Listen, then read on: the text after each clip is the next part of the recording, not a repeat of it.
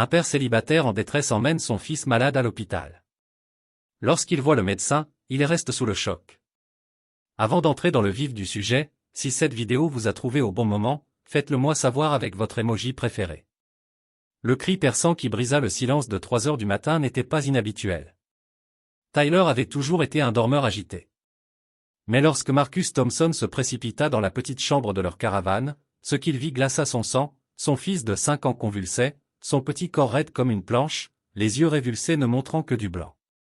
La peau du garçon brûlait comme du feu, et des paroles incohérentes s'échappaient de ses lèvres dans un flot terrifiant de conscience altérée. « Tyler. Tyler, mon grand, tu m'entends » Marcus tomba à genoux à côté du lit étroit, ses mains calleuses flottant impuissantes au-dessus du corps tremblant de son enfant. 3 ans de paternité en solo lui avaient appris à gérer les genoux écorchés, les cauchemars et les caprices, mais cela dépassait tout ce qu'il avait connu. Marcus Thompson n'avait jamais prévu d'être père. À 32 ans, il était un mécanicien compétent, gérant seul un petit atelier dans le sud d'Austin, Texas, vivant au jour le jour dans le parc de Caravan Sunset. Sa vie était simple, travail, sommeil et tenter d'oublier la vie qu'il avait perdue il y a 7 ans, quand Sarah Mitchell l'avait quitté devant l'hôtel. Mais tout avait changé il y a 3 ans, quand Jessica Collins était apparue à la porte de son garage avec un garçonnet de 2 ans accroché à la hanche. Elle était jeune, peut-être dans la vingtaine, avec un regard désespéré et une histoire qui toucha son cœur solitaire. Sa maman, c'était ma sœur Amanda, avait-elle expliqué en changeant l'enfant de bras. Elle est morte en le mettant au monde. J'ai essayé, mais je n'y arrive plus. J'ai entendu dire que vous étiez quelqu'un de bien, monsieur Thompson. J'ai des papiers ici qui disent que vous pouvez vous occuper de lui, légalement. Marcus avait regardé l'enfant aux yeux écarquillés qui allait devenir Tyler, voyant en lui quelque chose de familier. Peut-être était-ce la solitude qui le rongeait depuis la disparition de Sarah. Ou peut-être était-ce la manière dont le petit garçon avait tendu ses doigts vers la voiture miniature posée sur l'établi. Quoi qu'il en soit, il avait signé ses papiers sans avocat, sans poser de questions, et Jessica avait disparu ce même après-midi, comme une brume matinale. Maintenant, voyant le corps de Tyler trembler de façon incontrôlable, Marcus ressentit à nouveau cette panique familière de se sentir dépassé. Mais cette fois, l'échec n'était pas une option. Il enveloppa Tyler dans toutes les serviettes humides qu'il put trouver, espérant faire baisser cette fièvre qui semblait le brûler de l'intérieur. Ses mains tremblaient en cherchant son téléphone, avant de se rappeler que son camion était au garage depuis 2 semaines à cause d'une transmission hors d'usage qu'il ne pouvait pas se permettre de réparer. Madame Rodriguez. Marcus frappa à la porte de sa voisine, Tyler brûlant dans ses bras. J'ai besoin de votre voiture, c'est une urgence. Elena Rodriguez, une grand-mère qui avait aidé Marcus à apprendre les bases de la parentalité, jeta un coup d'œil à Tyler et lui tendit ses clés sans dire un mot. Les 15 minutes de trajet jusqu'à l'hôpital Saint-Maries semblèrent durer des heures. Dans le rétroviseur, Marcus observait le visage de Tyler, parfois paisible, parfois tordu de douleur, ses lèvres bougeant comme s'il parlait à des gens invisibles. « Tiens bon, mon grand », murmura Marcus, prenant les virages plus vite qu'il ne l'aurait dû. « Papa va te trouver de l'aide. »« Tiens bon. » Alors que l'entrée des urgences apparaissait enfin, les yeux de Tyler s'ouvrirent brusquement, fixant Marcus avec une clarté étrange. « Papa » chuchota-t-il, sa voix petite et étrange. « La jolie dame docteur va tout arranger. Elle nous attendait. » Avant que Marcus ne puisse demander ce qu'il voulait dire, les yeux de Tyler se révulsèrent à nouveau, et son petit corps devint mou dans le siège auto. Marcus attrapa le garçon et courut vers les lumières brillantes de la salle d'urgence, sans savoir qu'à l'intérieur l'attendait la femme qui avait brisé son cœur 7 ans plus tôt et que la mystérieuse maladie de Tyler les forcerait à affronter un passé qu'aucun d'eux n'avait vraiment oublié. Les portes des urgences s'ouvrirent brusquement alors que Marcus les franchissait en courant, le corps inerte de Tyler contre sa poitrine. Les lumières fluorescentes lui semblèrent crues après l'obscurité du parking, et l'odeur antiseptique le frappa comme un mur. « Aidez-moi, mon fils a besoin d'aide, » dit Marcus, la voix brisée, alors qu'il s'approchait du bureau de triage où une infirmière au regard épuisé leva les yeux de son ordinateur. « Quel est le problème avec ?» Elle s'interrompit en voyant l'état de Tyler. « Salle 3, tout de suite. »« Docteur Mitchell, pédiatre en urgence, salle 3. » Marcus suivit l'infirmière dans un couloir lumineux, le cœur battant contre ses côtes. La respiration de Tyler était superficielle, et les mots étranges chuchotés dans la voiture résonnaient encore dans son esprit. Que voulait-il dire par « la jolie dame docteur » ? L'infirmière l'aida à déposer Tyler sur la table d'examen, juste au moment où des pas rapides s'approchaient depuis le couloir. Marcus se tourna vers le bruit et le temps s'arrêta. Le docteur Sarah Mitchell franchit la porte, les cheveux tirés en un chignon professionnel, un stéthoscope autour du cou. Elle tendait déjà la main vers le dossier de Tyler quand son regard croisa celui de Marcus à travers la petite pièce. Le clipboard tomba par terre dans un fracas sourd. 7 ans s'évanouirent en un instant. 7 ans depuis qu'elle avait fui leur répétition de mariage, ne laissant qu'un mot griffonné à la hâte parlant de « temps » et de « c'est mieux comme ça ». 7 ans depuis que Marcus avait attendu à l'église Saint-Andrews, regardant l'allée vide où sa fiancée aurait dû apparaître. Marcus. La voix de Sarah n'était qu'un murmure, son visage pâle sous l'éclairage dur de l'hôpital. Sarah. Il ne put rien dire de plus. Cette femme, qui avait hanté ses rêves et façonné chacun de ses jours de solitude depuis, se tenait à 1 mètre de lui, vêtue d'une blouse de médecin. Son esprit avait du mal à en croire ses yeux. Un instant, aucun des deux ne bougea. Les mains de Sarah tremblaient légèrement lorsqu'elle se pencha pour ramasser le dossier tombé. Son professionnalisme luttait contre le séisme émotionnel de revoir l'homme qu'elle avait abandonné. Marcus remarqua qu'elle ne portait pas d'alliance, tout comme elle avait sans doute vu que lui non plus. Le gémissement faible de Tyler rompit le charme. Le visage de Sarah se transforma aussitôt, les années de formation médicale prenant le dessus. Elle se pencha vers Tyler avec une efficacité rodée, bien que Marcus remarquât le léger tremblement de ses doigts lorsqu'elle saisit son stéthoscope. « Depuis combien de temps est-il comme ça ?» demanda-t-elle, la voix désormais stable, strictement professionnelle. « Environ 1 heure. La fièvre a commencé vers minuit, mais ensuite il s'est mis à convulser, à dire des choses qui n'avaient aucun sens. » Marcus se surprit à observer son visage pendant qu'elle travaillait. Les années avaient affiné ses traits, ajoutant de l'assurance à la beauté dont il se souvenait. Les mains de Sarah bougeaient avec précision sur le corps de Tyler, pupille, pouls, température.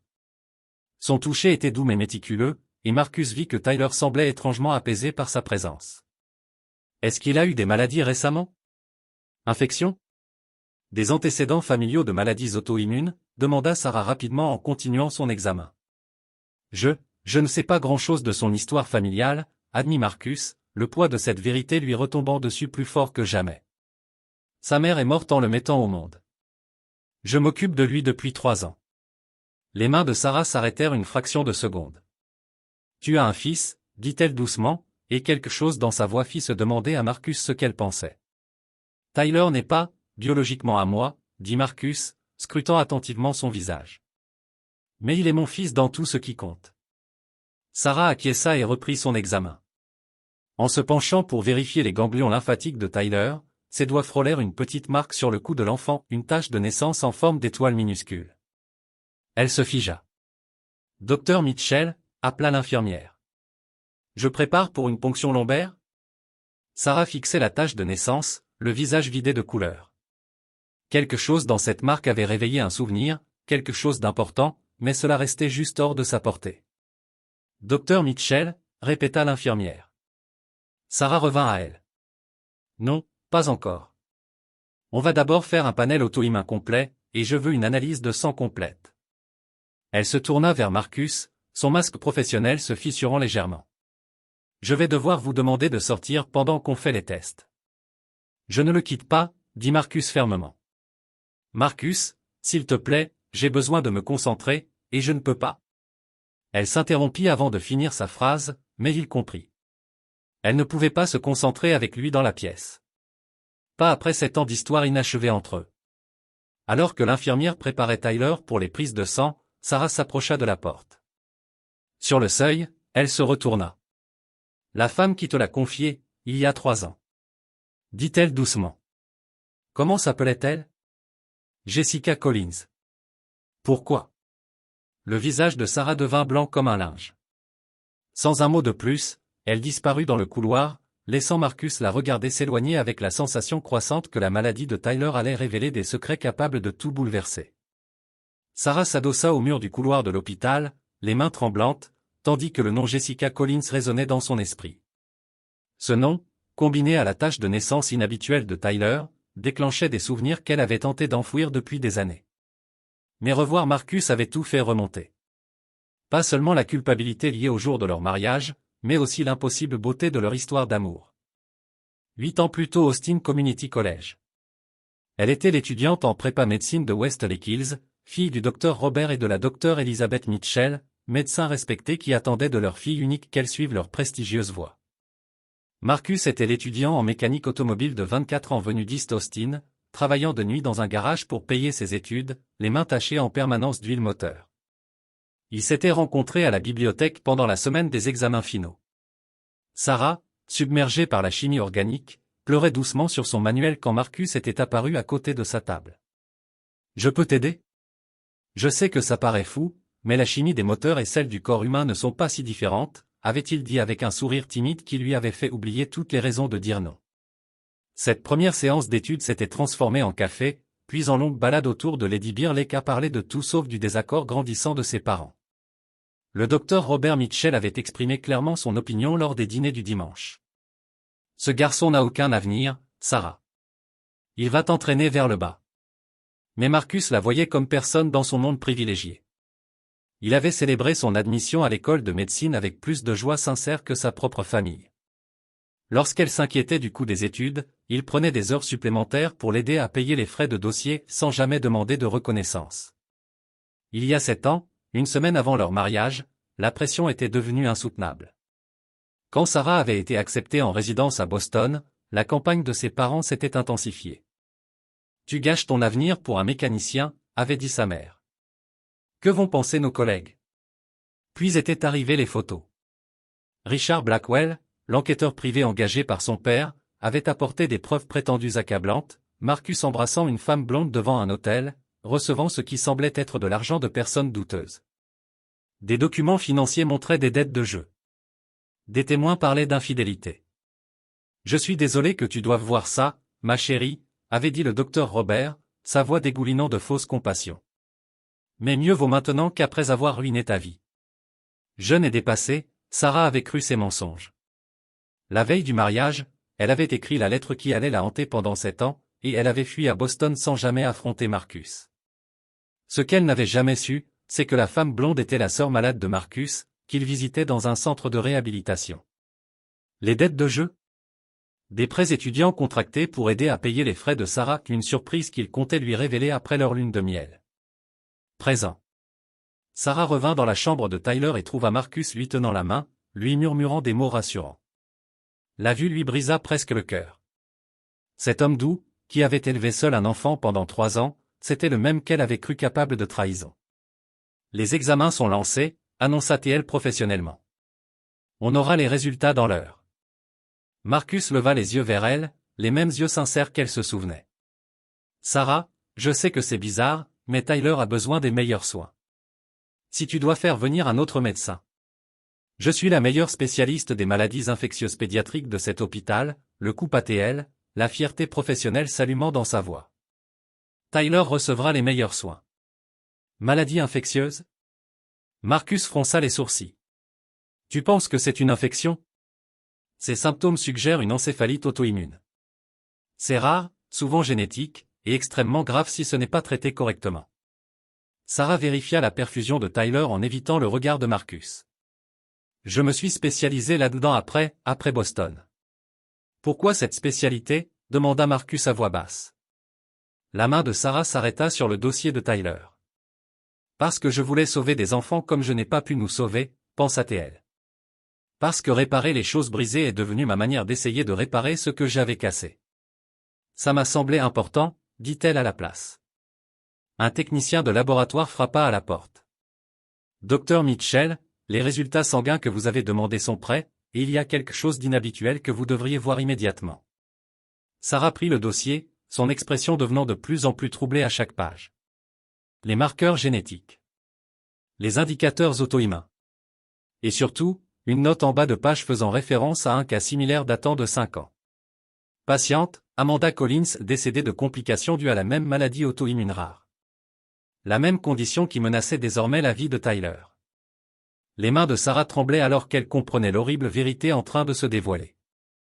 La maladie mystérieuse de Tyler n'était pas un hasard. C'était héréditaire. Et si Amanda Collins était liée à Jessica Collins, alors l'histoire médicale de Tyler était bien plus complexe et dangereuse que ce qu'ils avaient imaginé. Marcus, dit-elle lentement, sa voix à peine stable. Il faut qu'on parle de la famille biologique de Tyler. Tout de suite. Sarah entraîna Marcus dans le couloir, le visage grave, serrant le dossier médical de Tyler. Les lumières fluorescentes projetaient des ombres dures sous ses yeux, la faisant paraître plus âgée que ses 30 ans. Il y a 5 ans, une jeune femme nommée Amanda Collins est morte dans cet hôpital de cette même maladie auto-immune que combat Tyler en ce moment, expliqua-t-elle d'une voix basse et urgente. Elle est morte de complications pendant l'accouchement. Marcus sentit le sang quitter son visage. Amanda? Jessica avait dit qu'Amanda était sa sœur, qu'elle était la mère de Tyler. Marcus, cette maladie est extrêmement rare. On parle d'un cas sur plusieurs millions. Le fait que Tyler l'ait, et qu'Amanda soit morte de cette maladie. Sarah s'interrompit, scrutant son expression. Il y a autre chose. Amanda avait la même tache de naissance que Tyler. Cette marque en forme d'étoile sur son cou. L'esprit de Marcus tourbillonnait. Tu es en train de dire que Tyler est définitivement le fils d'Amanda? Les marqueurs génétiques le suggèrent fortement. Mais, Marcus, il y a quelque chose qui ne colle pas. Sarah ouvrit le dossier, pointant une date. Amanda Collins est morte en octobre 2019. D'après ce que tu m'as dit, Jessica t'a amené Tyler en mars 2022, disant qu'il avait 2 ans. Marcus fit le calcul rapidement. Ça voudrait dire que Tyler avait environ 2 ans et demi quand elle me l'a confié. Ça colle. Mais alors, où était Tyler pendant ces 2 premières années? Si Amanda est morte en le mettant au monde, qui s'est occupé de lui? Et pourquoi Jessica a-t-elle attendu si longtemps avant de te le confier? Les questions flottaient lourdement entre eux. Marcus se souvint de l'énergie nerveuse de Jessica, de la façon dont elle regardait constamment par-dessus son épaule, comme si elle craignait d'être suivie. Elle avait été pressée de finir les papiers et de partir. Je n'ai jamais posé de questions, admit Marcus, la culpabilité pesant lourdement sur sa poitrine. Elle avait des documents, elle disait que tout était légal. J'étais juste, seule, Sarah. Et quand j'ai vu Tyler, quelque chose en moi a su que je devais le protéger. L'expression de Sarah s'adoucit légèrement. Malgré tout ce qu'il y avait entre eux, elle voyait l'amour sincère que Marcus portait à Tyler. Les documents que Jessica t'a donnés, tu les as encore chez toi? Pourquoi? Mais avant qu'elle ne puisse répondre, le moniteur de Tyler se mit à biper frénétiquement. Ils se précipitèrent dans la chambre et trouvèrent Tyler en pleine crise, son petit corps à nouveau rigide, secoué de convulsions. Infirmière, appela immédiatement Sarah en se précipitant au chevet de Tyler. Je veux 2 mg de lorazépam, maintenant. Marcus regardait, impuissant, tandis que Sarah s'activait pour stabiliser Tyler, ses gestes précis et confiants. La respiration de l'enfant était difficile, et sa peau avait pris une teinte alarmante. Est-ce qu'il va mourir? Murmura Marcus, les mots lui arrachant la gorge. Pas si je peux l'en empêcher, répondit Sarah en ajustant les médicaments de la perfusion de Tyler. Mais Marcus, cette maladie est progressive. Si Tyler est vraiment le fils biologique d'Amanda, j'ai besoin de connaître tout son historique médical de ses premières années. Chaque détail peut être crucial pour son traitement. Alors que les convulsions de Tyler s'estompaient et que sa respiration se stabilisait, Sarah remarqua quelque chose qui la glaça. Linda Rodriguez, l'infirmière vétérante qui travaillait à Saint-Maries depuis plus de 20 ans, fixait Tyler avec reconnaissance. Docteur Mitchell, dit-elle doucement, ce garçon, cette tache de naissance, la façon dont il dort, il me rappelle un cas d'il y a plusieurs années. Un bébé dont la mère est morte lors de l'accouchement. Mais alors? Insista Sarah, que s'est-il passé? Le bébé a disparu de l'hôpital avant que les services sociaux ne puissent le placer. Une jeune femme prétendait être sa tante, mais elle n'avait pas les papiers nécessaires. Les caméras de sécurité l'ont montrée en train de partir avec le nourrisson, mais elle n'a jamais été retrouvée. Marcus sentit le sol se dérober sous ses pieds. Tu veux dire que Tyler a été kidnappé à la naissance dans cet hôpital? C'est ce que je dis, continua Linda. Si c'est bien le même enfant, alors les papiers de garde que tu as sont sans valeur. Ce garçon appartient légalement à l'État, et quiconque te l'a donné a enfreint la loi. Sarah et Marcus échangèrent un regard chargé de terreur en réalisant les implications effrayantes. Si la garde de Tyler était illégale, Marcus pourrait le perdre pour toujours. Mais plus pressant encore, sans dossier médical adéquat, traiter cette maladie rare devenait beaucoup plus dangereux. Il nous faut ces documents, dit Sarah avec urgence. Et il faut découvrir qui est vraiment Jessica Collins, et ce qu'il s'est passé pendant ces 2 années manquantes de la vie de Tyler. Comme si leur conversation avait invoqué sa présence, un homme en costume chair apparut dans l'encadrement de la porte, ses yeux perçants analysant la scène. « Excusez-moi, dit-il avec un sourire froid, je suis Richard Blackwell, consultant juridique. Je crois qu'il y a des irrégularités concernant la garde de cet enfant qui nécessitent une attention immédiate. » Marcus ne reconnut pas ce nom, mais le visage de Sarah devint blanc de choc et de rage. L'homme qui avait détruit leur vie 7 ans auparavant venait de réapparaître. La présence de Richard Blackwell dans l'entrée fit frissonner la pièce.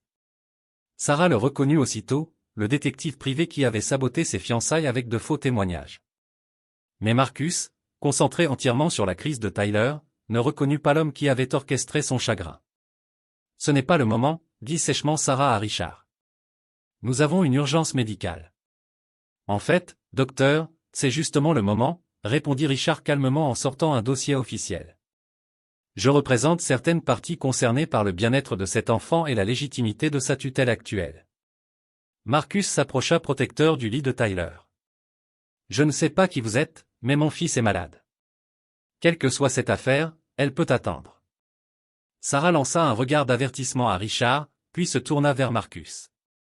Laisse-moi d'abord t'expliquer la situation médicale. Elle ouvrit le dossier d'Amanda Collins, montrant à Marcus des rapports génétiques détaillés. Tyler souffre d'une encéphalite auto-immune de type 7. C'est une maladie héréditaire transmise par la lignée maternelle.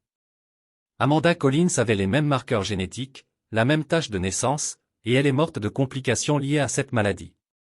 Donc Tyler a forcément hérité ça d'Amanda, demanda Marcus, essayant de suivre le jargon médical.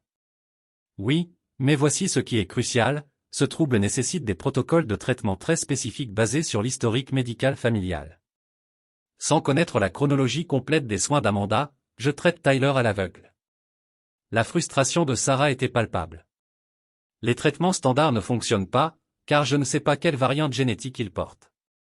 Marcus passa ses mains dans ses cheveux. Jessica ne m'a jamais donné aucun dossier médical.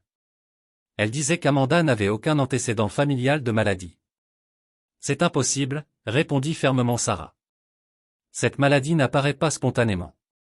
Quelqu'un dans l'arbre généalogique d'Amanda en souffrait, et leur historique de traitement pourrait sauver la vie de Tyler. Richard s'éclaircit la gorge depuis l'encadrement de la porte.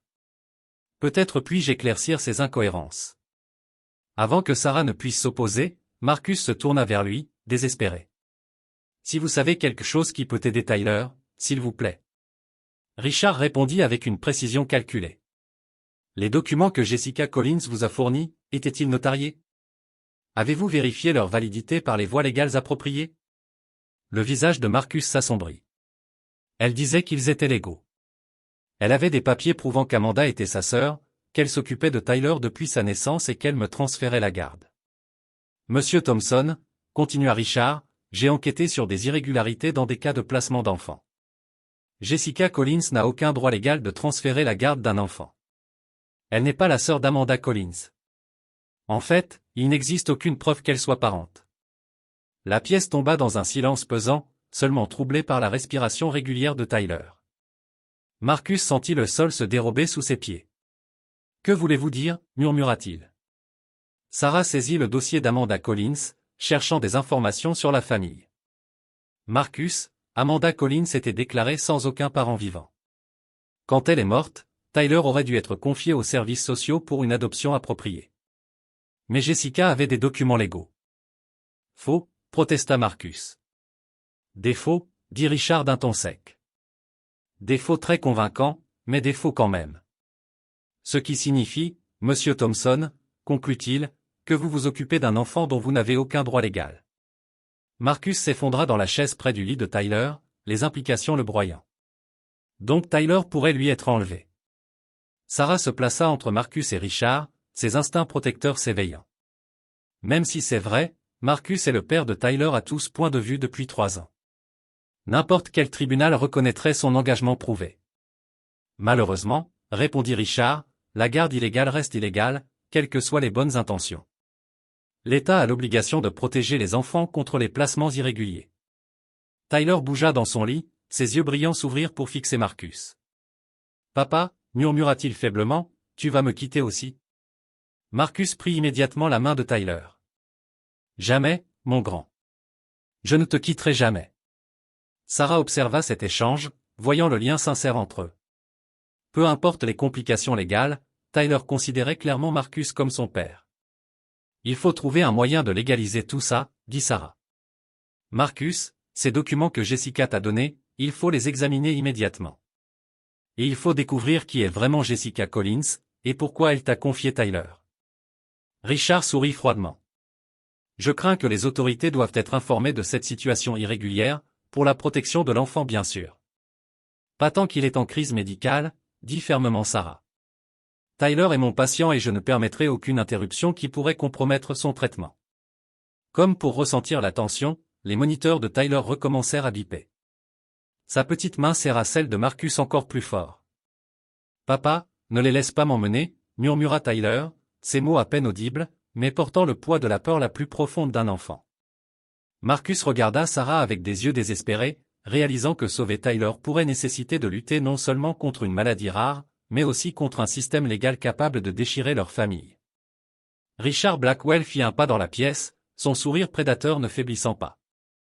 En regardant Marcus réconforter Tyler, Sarah nota quelque chose de troublant dans son attitude, ce n'était pas seulement une inquiétude professionnelle, mais une manipulation calculée. Monsieur Thompson, reprit Richard d'une voix posée, je comprends votre attachement à ce garçon, mais il faut penser à ce qui est le mieux pour lui. Un enfant avec des besoins médicaux aussi graves nécessite des ressources qui dépassent peut-être vos capacités actuelles. Marcus se raidit. Je m'occupe de Tyler depuis 3 ans. Il n'a jamais manqué de rien, vivant dans un parc de caravanes, travaillant comme mécanicien. Le ton de Richard resta aimable, mais ses mots firent mal. Vous devez bien comprendre qu'un enfant dans l'état de Tyler bénéficierait d'un environnement plus stable. Sarah observa Richard avec une inquiétude grandissante. Quelque chose dans sa connaissance du lieu de vie de Marcus semblait trop précise, trop préparée. Comment savez-vous où habite Marcus? Interrogea Sarah. Le sourire de Richard vacilla un instant. Comme je l'ai dit, j'enquête sur cette affaire. Il est important de comprendre toutes les circonstances. Quelle affaire? Demanda Marcus. Des parties concernées, qui ont à cœur le bien-être de l'enfant, répondit Richard. Richard répondit évasivement. En fait, j'ai déjà été en contact avec plusieurs familles excellentes, spécialisées dans la prise en charge d'enfants ayant des besoins médicaux complexes. La famille Worthington à Dallas, par exemple. Non. Marcus se leva brusquement. Tyler reste avec moi. Richard sortit une carte de visite et la posa sur la table de chevet de Tyler. Monsieur Thompson, je comprends que les émotions soient vives, mais soyons pragmatiques. Vos relevés financiers montrent une dette importante, des revenus irréguliers, et maintenant des factures médicales qui risquent de vous ruiner. Ce garçon mérite mieux. Le sang de Sarah se glaça. Comment avez-vous accès au dossier financier de Marcus, au registre public, Dr Mitchell? Tout est parfaitement légal, ses yeux scintillaient d'une lueur peu honnête. Tyler bougea à nouveau, ses yeux brillants scrutant les adultes. Papa, qui est cet homme effrayant? Marcus se précipita pour bloquer la vue de Tyler sur Richard. Juste quelqu'un qui va partir, mon grand. Mais Richard n'en avait pas fini. Il y a aussi la question de Jessica Collins. Mon enquête a révélé des détails intéressants sur son passé et sa connexion à cette affaire. Sarah s'approcha. Quel genre de détails? Disons simplement que Jessica Collins n'est pas celle qu'elle prétend être, et que ses motivations pour confier Tyler à Monsieur Thompson n'étaient pas totalement altruistes. Richard consulta sa montre de luxe. Je déposerai mon rapport auprès des autorités compétentes demain. Il serait sans doute sage pour Monsieur Thompson de considérer un placement volontaire avant qu'une décision ne soit prise pour lui. Partez, dit Sarah calmement, sa voix mortellement calme. Le masque de Richard glissa légèrement, révélant quelque chose de plus sombre. Dr Mitchell, sûrement en tant que professionnel de santé, vous comprenez la nécessité d'assurer que cet enfant reçoive des soins appropriés. Je propose simplement des alternatives avant que l'État n'intervienne. Je vous ai dit de partir. Richard ramassa son dossier, mais pas avant d'avoir laissé plusieurs documents sur la table, informations sur des centres d'accueil adaptés et contacts de familles capables de gérer les besoins de Tyler. Je vous tiendrai informé. Après son départ, Marcus s'effondra dans sa chaise, le visage pâle. Sarah, et si c'était vrai? Si Tyler serait mieux avec une famille pouvant lui offrir de meilleurs soins médicaux? Ne dis pas ça, répondit-elle vivement. Tyler t'aime. Tu l'as élevé avec plus de dévouement que beaucoup de parents biologiques envers leurs enfants. Mais légalement? Légalement, on trouvera une solution. Mais émotionnellement, psychologiquement, Tyler t'appartient. Sarah ramassa la carte de visite de Richard et l'examina. Il y a quelque chose qui cloche chez cet homme. Ses questions étaient trop précises, trop préparées. Et comment connaît-il Jessica Collins? Marcus la regarda. Tu penses qu'il ment sur quelque chose? Je crois qu'il en sait plus qu'il ne le dit. Sarah s'approcha du lit de Tyler pour vérifier ses constantes. Le garçon dormait paisiblement, mais son état restait critique. Marcus, dit-elle, je veux que tu rentres chez toi et récupères tous les documents de garde que Jessica t'a donnés. Ramène tout, papier, photos, tout ce qu'elle a laissé. Je ne peux pas laisser Tyler, répondit Marcus. Linda restera avec lui, je le surveillerai personnellement, mais on a besoin de ces documents ce soir. Quelque chose lui disait que l'intérêt de Richard Blackwell pour Tyler n'était pas aussi bienveillant qu'il le prétendait. Alors que Marcus se préparait à partir à contre-cœur, les yeux de Tyler s'ouvrirent une dernière fois. « Papa, murmura-t-il, l'homme effrayant connaît la méchante dame. Ils vont essayer de m'emmener. » Sarah et Marcus échangèrent un regard alarmé. La fièvre de Tyler le faisait délirer, mais ces mots leur glacèrent le sang. Quelle relation Richard Blackwell entretenait-il avec Jessica Collins? Et pourquoi était-il si déterminé à séparer Tyler du seul père qu'il ait jamais connu? 20 minutes plus tard, Sarah coinça Richard dans le parking de l'hôpital, sa colère à peine contenue. Elle avait reconnu quelque chose dans son attitude calculatrice, et le souvenir lui revint enfin. Richard Blackwell, lança-t-elle, sa voix perçant l'écho du béton, vous êtes l'enquêteur que mon père a engagé il y a 7 ans. Richard se retourna lentement, sa façade polie vacillant. Docteur Mitchell, dit-il, je me demandais si vous vous souviendriez. Vous avez détruit ma vie, s'avança Sarah, serrant les poings. Ces photos, ces mensonges à propos de Marcus. Vous avez tout fabriqué. J'ai rendu un service, répondit Richard d'un ton calme. Tes parents voulaient protéger ton avenir. Marcus Thompson n'était guère digne de quelqu'un de ton rang. Alors tu as décidé du destin de Tyler de la même façon, en manipulant et en mentant. Le sourire de Richard devint prédateur. Tes parents m'ont très bien payé pour que Marcus reste hors de ta vie. Quand ils ont appris que tu étais revenu à Austin il y a 6 mois, ils m'ont engagé à nouveau pour surveiller la situation. Le sang de Sarah se glaça. Il te paie encore? Une sorte d'assurance, admit Richard avec un haussement d'épaule. Et quand Jessica Collins est venue me voir il y a 3 ans avec une opportunité impliquant Tyler. Richard haussa les épaules.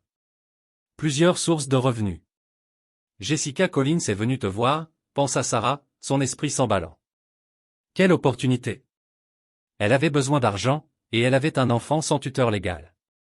Je l'ai simplement mise en relation avec quelqu'un désespéré d'avoir une famille. Les yeux de Richard brillèrent de malveillance.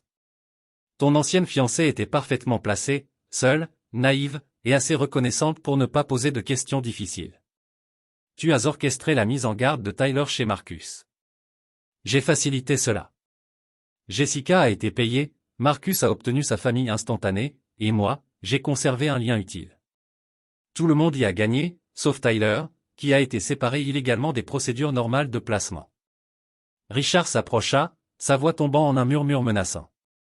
Et maintenant, ce lien sert un autre but.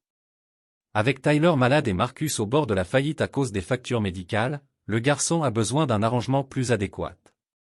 Mes clients à Dallas sont prêts à offrir une compensation excellente pour les soins de Tyler. Sarah comprit avec horreur que Richard ne manipulait pas seulement la garde, il trafiquait Tyler à des familles riches prêtes à payer pour des adoptions privées. Vous vendez des enfants, souffla-t-elle. Je fournis des solutions, Marcus se débarrasse de ses dettes, Tyler reçoit les soins médicaux appropriés, et mes clients obtiennent la famille qu'ils ont toujours désirée. Richard sortit son téléphone. Un appel au service de protection de l'enfance pour garde illégale, et Tyler est retiré de Marcus ce soir. Ou bien nous pouvons organiser un transfert civilisé vers des personnes capables de réellement assumer ces soins.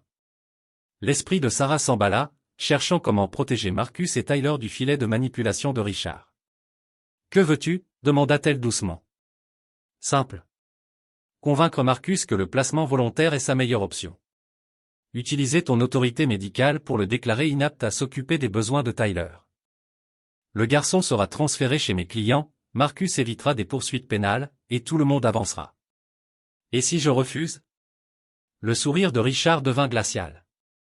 Alors Marcus Thompson perdra Tyler de toute façon, mais ira aussi en prison pour garde illégale.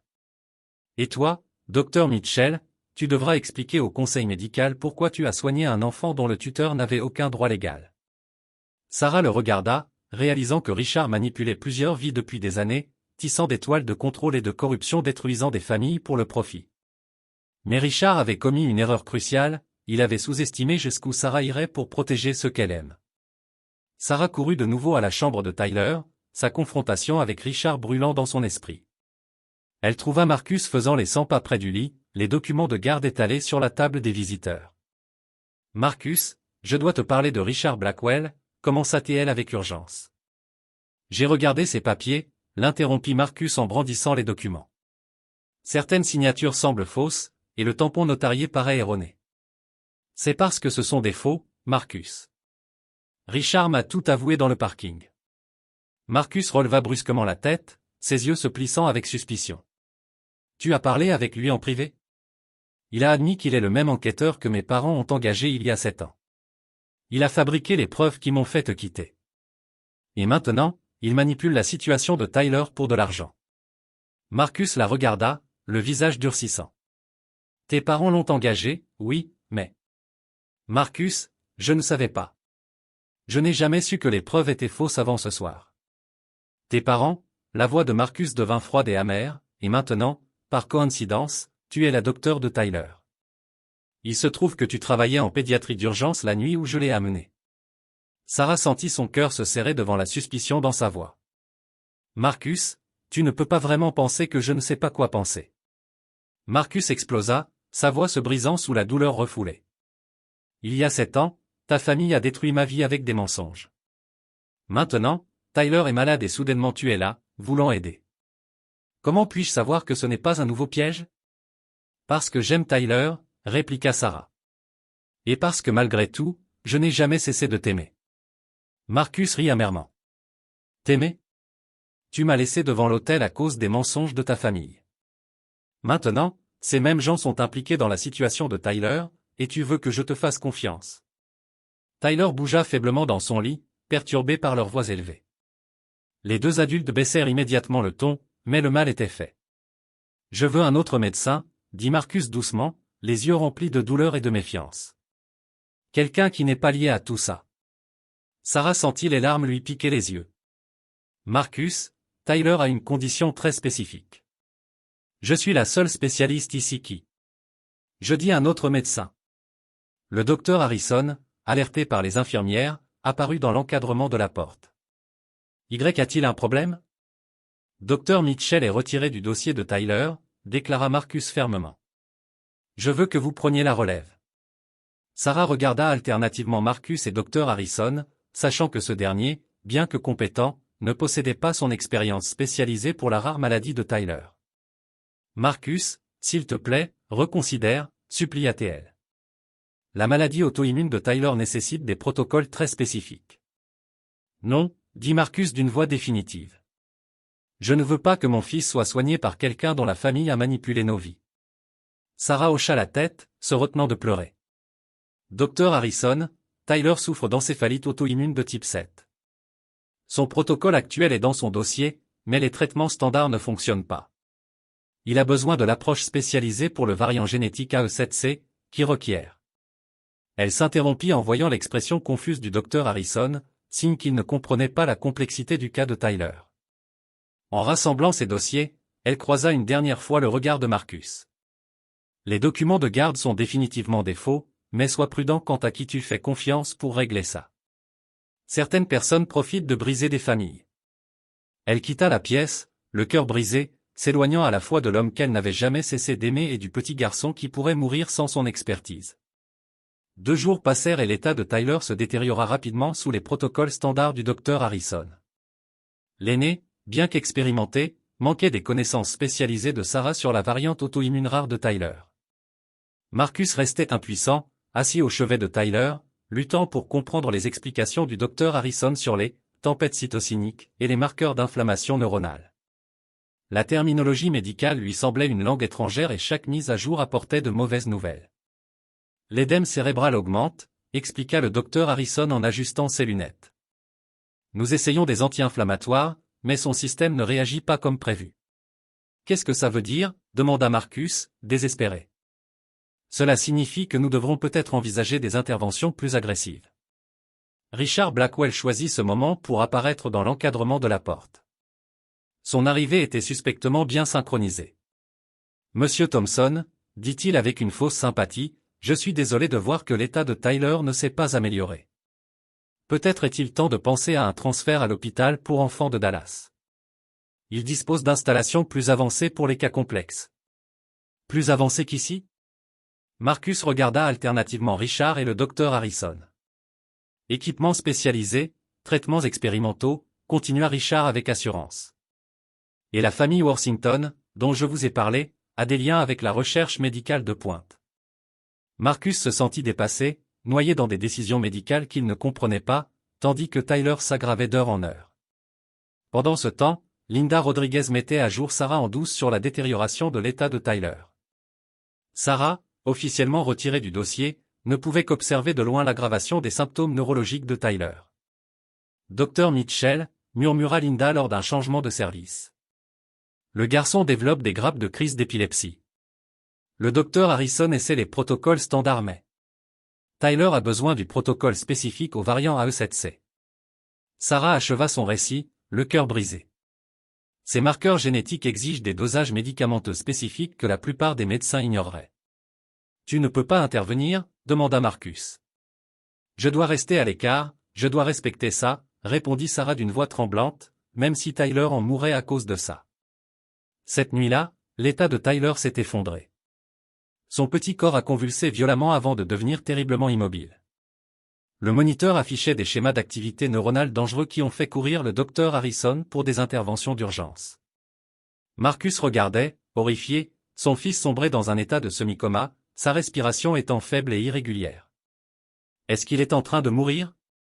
Murmura Marcus, les larmes coulant sur son visage. L'hésitation du docteur Harrison en disait long. Nous faisons tout ce que nous pouvons, répondit-il. Richard réapparut, tel un vautour sentant la faiblesse. Monsieur Thompson, le transfert vers Dallas pourrait avoir lieu ce soir. Ce sont des spécialistes. Non, s'écria Marcus, la voix brisée. J'ai besoin du docteur Mitchell. J'ai besoin de Sarah. L'orgueil s'effondra devant la perspective de perdre Tyler. Marcus comprit que sa colère et sa méfiance ne signifiaient rien si Tyler mourait parce qu'il avait rejeté la seule personne qui pouvait le sauver. S'il vous plaît, murmura-t-il à Linda. Va chercher Sarah. Je ne me soucie plus de rien d'autre. Sauf juste mon fils. Tandis que Linda se précipitait, les moniteurs de Tyler continuaient leurs alarmes sinistres, chaque bip marquant le temps précieux qui s'écoulait. Sarah fit irruption dans la chambre de Tyler 20 minutes plus tard, sa formation médicale surpassant les protocoles hospitaliers alors qu'elle dépassait le docteur Harrison. Il développe un édème cérébral, dit-elle en étudiant les derniers scanners cérébraux de Tyler. Sa pression intracrânienne est critique. Nous devons mettre en œuvre immédiatement le protocole d'urgence AE7C. Docteur Mitchell, vous n'êtes pas autorisé, commença docteur Harrison. Je l'autorise, coupa Marcus désespérément. Tout ce qu'elle veut, tout ce qu'il faut. Les mains de Sarah bougeaient avec une précision experte, calculant les doses de médicaments requises par la connaissance intime du variant génétique spécifique de Tyler. J'ai besoin de méthylprednisolone à 30 mg par kilogramme, pas la dose standard, et d'une perfusion de rituximab à intervalles modifiés. Ce ne sont pas des protocoles standards, protesta Dr Harrison. Les protocoles standards le tuent, répliqua sèchement Sarah en préparant les médicaments. Tyler a le variant C de cette maladie. Cela nécessite des dosages complètement différents. Marcus regardait Sarah travailler, se rappelant pourquoi il était tombé amoureux d'elle des années auparavant. Sa confiance, sa précision, son dévouement absolu, tout tourné vers le sauvetage de son fils. C'est expérimental, prévint Dr Harrison. Non, corrigea Sarah. C'est spécialisé.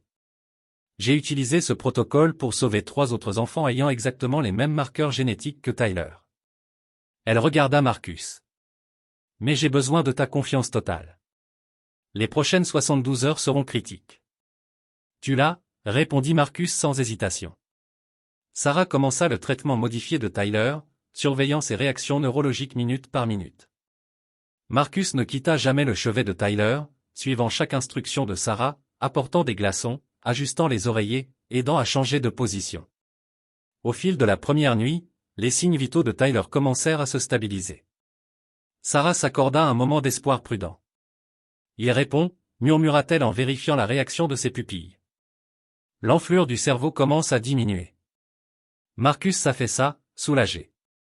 Merci, dit-il doucement. Sarah, je suis désolé de t'avoir douté. J'avais peur et j'étais en colère. Et tu n'as pas à t'excuser d'avoir protégé Tyler, interrompit Sarah en ajustant sa perfusion. Tu es un bon père, Marcus.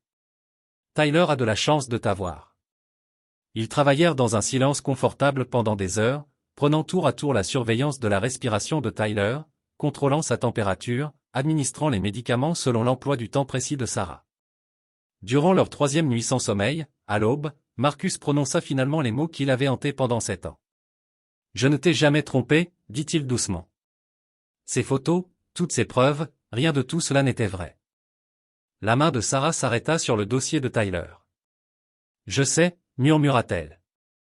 Je l'ai compris ce soir, en revoyant Richard. Marcus, j'étais jeune et effrayé, et je croyais aux mensonges parce que partir était plus facile que de lutter contre ma famille. Mais je ne t'ai jamais cessé de t'aimer. Marcus admit doucement, même après que Tyler soit entré dans ma vie, même quand je pensais avoir tourné la page, te revoir m'a fait réaliser que je ne t'avais jamais oublié. » Sarah leva les yeux vers lui, les larmes aux yeux. « J'ai regretté de t'avoir quitté chaque jour pendant 7 ans. Mais si je ne l'avais pas fait, je ne serais pas devenu la médecin dont Tyler avait besoin. » Tyler bougea légèrement, ses paupières papillonnant. Les deux adultes se penchèrent en avant, pleins d'espoir. « Papa », la voix de Tyler était à peine un chuchotement, mais c'était le son le plus beau que Marcus ait jamais entendu. « Je suis là, mon garçon.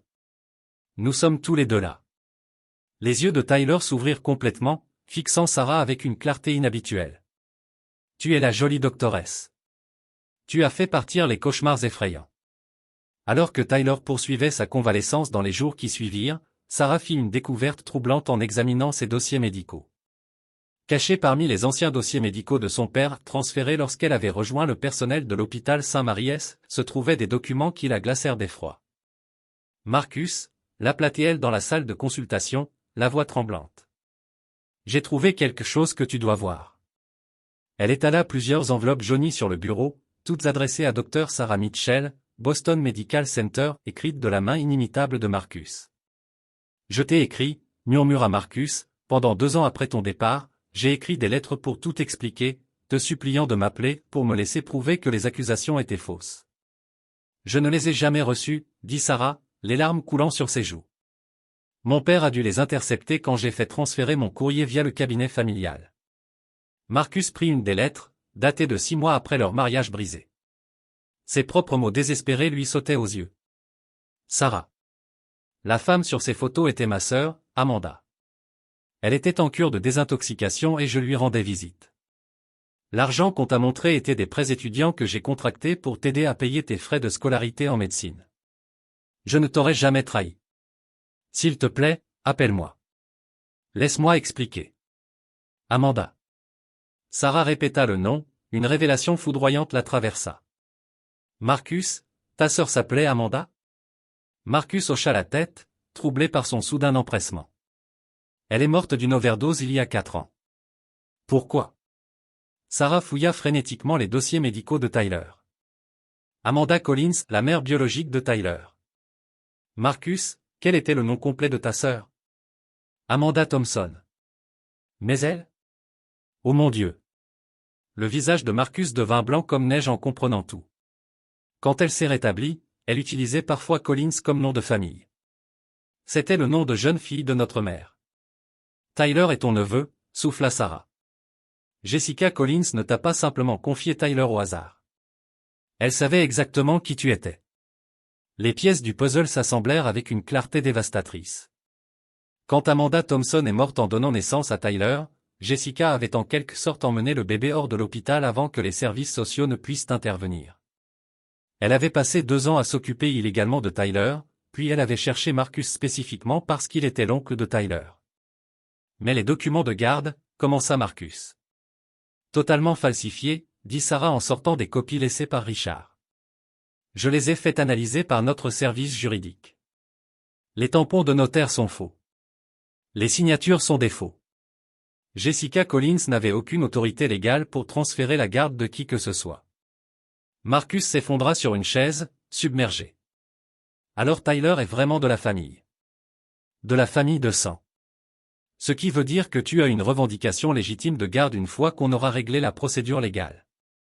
Sarah rassembla les lettres avec précaution.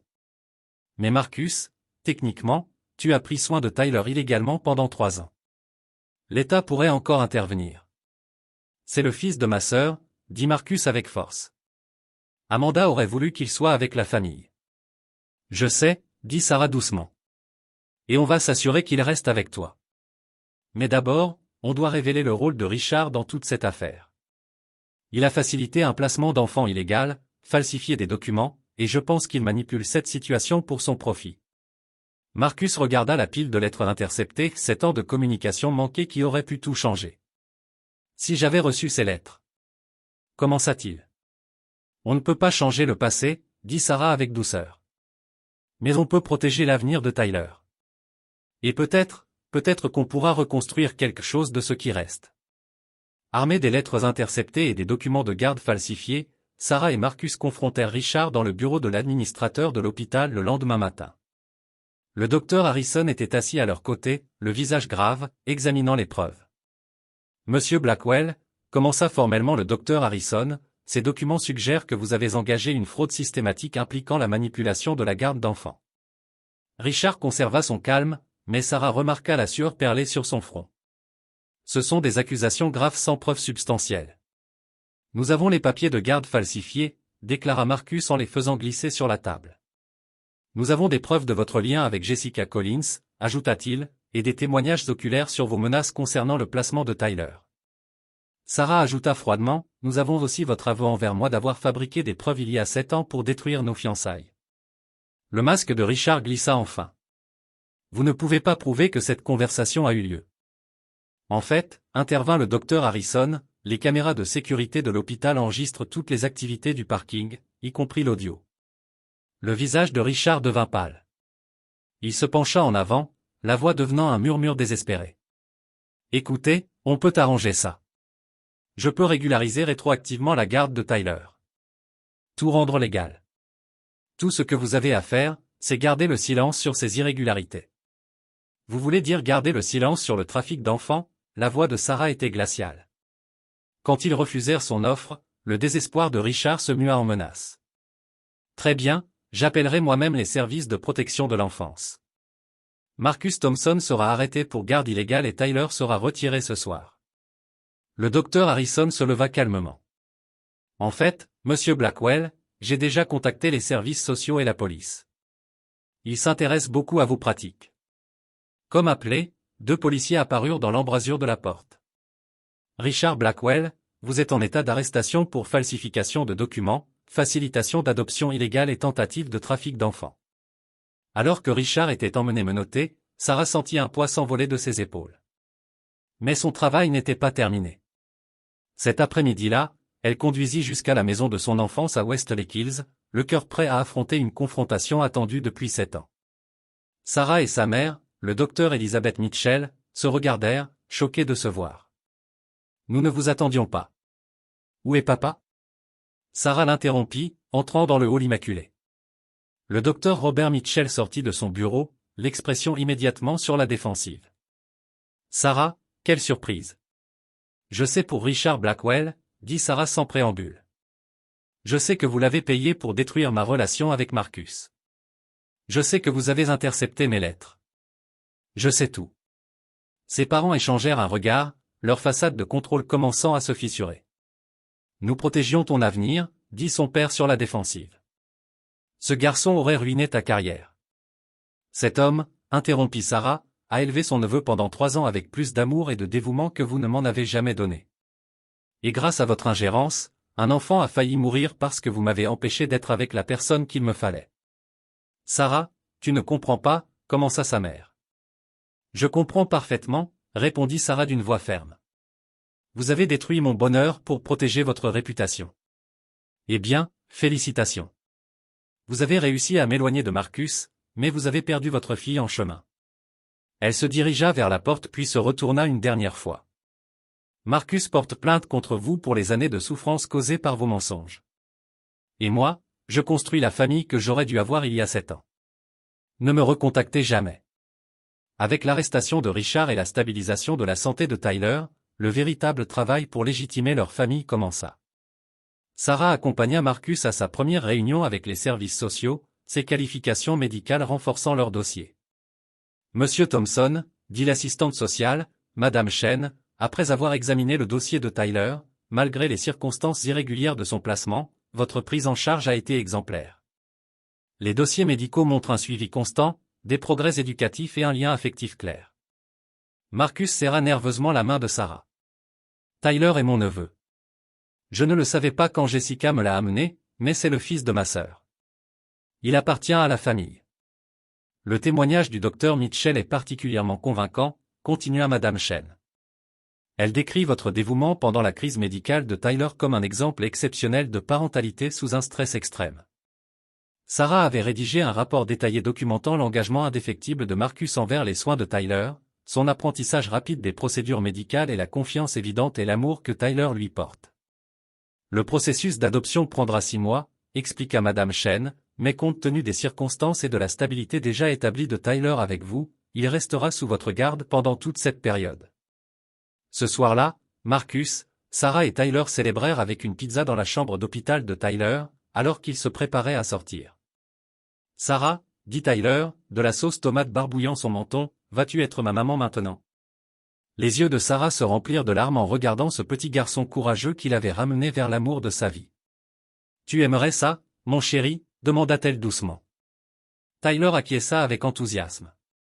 Papa dit, tu as sauvé ma vie et tu lui redonnes le sourire. 2 semaines plus tard, Sarah démissionna de l'hôpital Saint-Maries pour ouvrir sa propre clinique communautaire spécialisée dans les soins pédiatriques pour les familles défavorisées. Utilisant ses économies et un petit prêt commercial, elle loua un local modeste à East Austin, déterminée à servir des familles comme celle de Marcus, qui ne pouvaient pas se permettre des spécialistes privés. Tu es sûr de toi? Demanda Marcus en l'aidant à peindre les murs de la clinique en jaune vif, la couleur préférée de Tyler. Je n'ai jamais été aussi sûr de quoi que ce soit, répondit Sarah en regardant Tyler appliquer soigneusement du ruban de peintre sur les plinthes. Ça fait du bien. On se sent bien. Marcus posa son pinceau et la prit dans ses bras. Je t'aime, Sarah. Je ne t'ai jamais oublié. Pas un seul jour pendant 7 ans. Moi aussi, je t'aime. Vous deux. Elle l'embrassa doucement puis regarda Tyler. Nous tous. Ce week-end-là, ils emménagèrent dans une petite maison que Marcus avait trouvée dans un quartier calme avec de bonnes écoles. Ce n'était pas luxueux, mais il y avait un jardin où Tyler pouvait jouer et assez d'espace pour qu'ils construisent la famille dont ils avaient toujours rêvé. Alors qu'il bordait Tyler dans sa nouvelle chambre, il les serra tous les deux fort. Ça ressemble à la maison, murmura-t-il. Marcus et Sarah échangèrent un regard au-dessus de sa tête, pensant tous deux la même chose, après 7 ans de séparation et 3 ans d'incertitude, ils étaient enfin là où ils devaient être. 6 mois plus tard, Marcus se tenait dans la salle d'attente du tribunal de la famille, les mains légèrement tremblantes en ajustant sa cravate. Aujourd'hui, c'est l'audience officielle d'adoption qui fera de Tyler ton fils légalement et pour toujours. Tu es prêt? Demanda Sarah en lissant la chemise de Tyler. Le garçon de 8 ans semblait nerveux mais excité, serrant un dessin qu'il avait fait de leur famille. Aussi près que possible, répondit Marcus, bien que sa voix trahisse son anxiété. Dans la salle d'audience, la juge Patricia Williams examina le dossier complet. Sarah avait fourni un témoignage médical détaillé sur les soins exceptionnels de Marcus durant la crise de Tyler, tandis que les travailleurs sociaux documentaient la stabilité émotionnelle et les progrès scolaires de Tyler. Tyler, dit la juge doucement, comprends-tu ce qui se passe aujourd'hui? Tyler acquiesça solennellement. Papa va officiellement m'adopter, alors je serai vraiment Tyler Thompson et non plus Tyler Collins. Et c'est ce que tu veux? Le visage de Tyler s'illumina. Oui, madame. Papa prend soin de moi et m'aime. Et Sarah va bientôt être ma maman aussi. La juge sourit en signant les papiers d'adoption avec un grand geste. Félicitations, Monsieur Thompson, Tyler est désormais légalement votre fils. Marcus essuya ses larmes en serrant Tyler dans ses bras, submergé par ce moment dont il avait rêvé pendant 3 ans. 2 semaines plus tard, ils se réunirent à l'hôtel de ville d'Austin pour une simple cérémonie civile. Marcus avait fait sa demande lors d'un dîner calme à la maison avec Tyler, qui avait présenté à Sarah une bague en plastique sortie d'une machine à chewing-gum en guise de co-demandeur. Marcus Thompson, acceptez-vous Sarah Mitchell pour épouse, demanda le juge de paix. Je le veux, répondit Marcus, la voix forte et assurée. Sarah Mitchell, acceptez-vous Marcus Thompson pour époux? Je le veux, répondit Sarah, les larmes de joie coulant sur ses joues. Le docteur Harrison se tenait comme témoin de Marcus, étant devenu un allié inattendu après avoir été témoin de la force de leur famille pendant la crise médicale de Tyler. Linda Rodriguez servait de demoiselle d'honneur à Sarah, représentant la communauté hospitalière qui les avait soutenus. Tyler, vêtu d'un tout petit smoking, tenait fièrement les alliances et annonça à tous ceux qui pouvaient entendre, « Maintenant, nous sommes une vraie famille. » Après la cérémonie, ils célébrèrent à la clinique communautaire florissante de Sarah. En seulement 6 mois, elle était devenue un phare pour les familles défavorisées, offrant des soins pédiatriques spécialisés à tarifs dégressifs. « Docteur Sarah, » dit la mère d'un jeune patient pendant la réception, « vous avez sauvé la vie de ma fille. Nous ne pouvions jamais nous permettre des spécialistes auparavant. » Sarah serra la femme dans ses bras, se rappelant pourquoi elle avait choisi cette voie. Chaque enfant mérite les meilleurs soins, peu importe les finances de sa famille.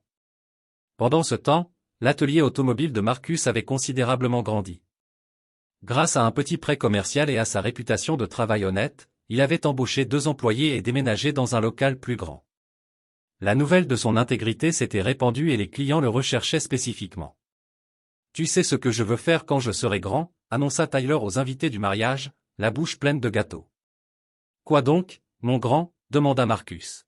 « Je veux être docteur comme maman Sarah, mais aussi réparer des voitures comme papa. Peut-être que je pourrais réparer les gens et les voitures. » Sarah et Marcus échangèrent un regard amusé. La curiosité de Tyler pour la médecine et la mécanique avait grandi pendant sa convalescence, et il avait commencé à poser des questions sophistiquées sur le fonctionnement des choses. « Peut-être que tu inventeras des équipements médicaux, » suggéra Sarah. « Utilise tes compétences mécaniques pour aider les médecins à sauver des vies. » Les yeux de Tyler s'élargirent d'émerveillement. « Ça a l'air génial. » Alors que le soleil se couchait sur Austin, la nouvelle famille Thompson se tenait unie devant la clinique, regardant vers un avenir plein de promesses et de sens. Le matin d'automne était frais lorsque Marcus Thompson, maintenant âgé de 38 ans, se tenait dans la cuisine de leur maison modeste mais confortable, regardant sa femme Sarah préparer le petit déjeuner. À 36 ans, elle rayonnait de la beauté d'une femme enceinte de 6 mois, sa main reposant protectrice sur son ventre arrondi. « Tyler, le petit déjeuner » appela Sarah en souriant, tandis que des pas lourds annonçaient l'arrivée de leur fils de 11 ans. « Bonjour maman, bonjour papa. » Tyler entra dans la cuisine, ses cheveux noirs encore en bataille. Il avait grandi grand et fort, ne montrant aucun effet persistant de la maladie auto-immune qui avait failli lui coûter la vie 4 ans auparavant. Son dernier examen de routine avait montré une santé parfaite. Le traitement expérimental que Sarah avait mis au point était désormais le protocole standard pour les enfants atteints de cette maladie. « Grande journée aujourd'hui, mon grand » dit Marcus en ébouriffant les cheveux de Tyler. « Prêt pour ta visite à ta maman biologique ?» Tyler acquiesça solennellement. Ils avaient commencé ces visites annuelles, aidant Tyler à comprendre ses origines tout en honorant la femme qui lui avait donné la vie. Au cimetière au wrestling, ils se tenaient ensemble devant la modeste pierre tombale d'Amanda Thompson. Marcus l'avait modifiée il y a 2 ans, restaurant le vrai nom de sa sœur et ajoutant l'inscription « Mère et sœur bien-aimée ». « Salut tante Amanda », dit Tyler doucement en déposant des fleurs fraîches sur la tombe. « Je voulais te parler du bébé. Je vais bientôt être grand frère, et je promets de bien m'occuper de ma petite sœur, comme papa a pris soin de moi. » Sarah essuya ses larmes, toujours étonnée par la maturité et la sagesse de Tyler. « Ta tante Amanda serait tellement fière de l'homme que tu es devenu, » dit-elle doucement. « Je sais, c'est elle la raison pour laquelle toi et papa vous êtes retrouvés, » répondit Tyler. « Quand j'étais vraiment malade, j'ai rêvé d'elle. Elle m'a dit que tout irait bien parce que l'amour trouve toujours un chemin. » Ils passèrent devant la clinique de Sarah sur le chemin du retour, maintenant étendue sur 2 bâtiments et servant plus de 300 familles chaque mois. Une liste d'attente pour les résidents en médecine rivalisait pour y faire leur stage, désireux d'apprendre les approches innovantes de Sarah en soins pédiatriques. Clinique communautaire du Dr Sarah Thompson, annonçait l'enseigne, source de fierté pour toute la famille. L'atelier automobile de Marcus avait aussi grandi, employant 6 mécaniciens et se spécialisant dans un service honnête et abordable pour les familles ouvrières. Il avait lancé un programme de mentorat pour les jeunes issus de milieux difficiles, embauchant des adolescents et leur enseignant des compétences précieuses. Monsieur Marcus m'a sauvé la vie, avait confié l'un de ses apprentis à un journaliste local, il m'a donné une chance quand personne d'autre ne le voulait. Ce soir-là, Tyler faisait ses devoirs à la table de la cuisine pendant que Marcus et Sarah préparaient le dîner ensemble, se déplaçant avec le rythme confortable d'un couple profondément amoureux. J'ai reçu une lettre de mes parents aujourd'hui, murmura Sarah. Ils veulent rencontrer Tyler pour faire partie de la vie du bébé. Marcus s'arrêta de couper les légumes. Qu'en penses-tu? Je pense que certains ponts brûlent complètement, répondit Sarah fermement. Ils ont fait leur choix il y a 7 ans. Nous, on construit notre propre héritage maintenant. Tyler leva les yeux de son projet de science. C'est quoi, un héritage?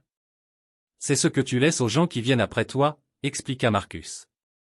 Comme ta maman biologique qui t'a laissé pour qu'on puisse t'aimer, et comment toi et maman vous aidez les enfants malades et les familles qui ont besoin de réparer leur voiture, ajouta Tyler pensivement. Je veux laisser un bon héritage aussi. Tu le fais déjà, dit Sarah en lui embrassant le sommet de la tête. Chaque jour. Plus tard, après que Tyler se fut endormi, Marcus et Sarah s'assirent sur leur terrasse arrière, regardant les étoiles apparaître dans le ciel texan. La tête de Sarah reposait sur l'épaule de Marcus, sa main douce posée sur son ventre de femme enceinte. Parfois, je n'arrive pas à croire que nous sommes là, murmura Sarah. Il y a 4 ans, je pensais t'avoir perdu pour toujours. Tyler nous a réunis, répondit Marcus. Ce petit garçon nous a tous sauvés. Tu crois qu'il deviendra vraiment docteur? Marcus rit doucement. Tu l'as entendu expliquer la mitose cellulaire à son professeur hier? Les enfants pensent déjà comme des scientifiques. À l'intérieur, Tyler dormait paisiblement, entouré de photos de famille, de manuels médicaux empruntés à Sarah, et de magazines automobiles de l'atelier de Marcus. Ses rêves de guérir les gens et de réparer des choses remplissaient son jeune esprit, inconscient qu'il avait déjà accompli les deux.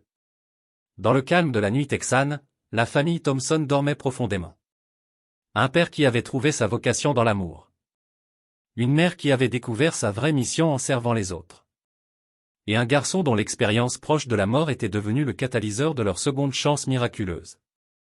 Parfois, les plus grandes histoires d'amour commencent par les plus petits actes de foi, prouvant que lorsque les cœurs sont déterminés à se battre les uns pour les autres, aucun obstacle, ni le temps, ni la distance, ni même la mort elle-même ne peut empêcher l'amour de retrouver son chemin vers la maison.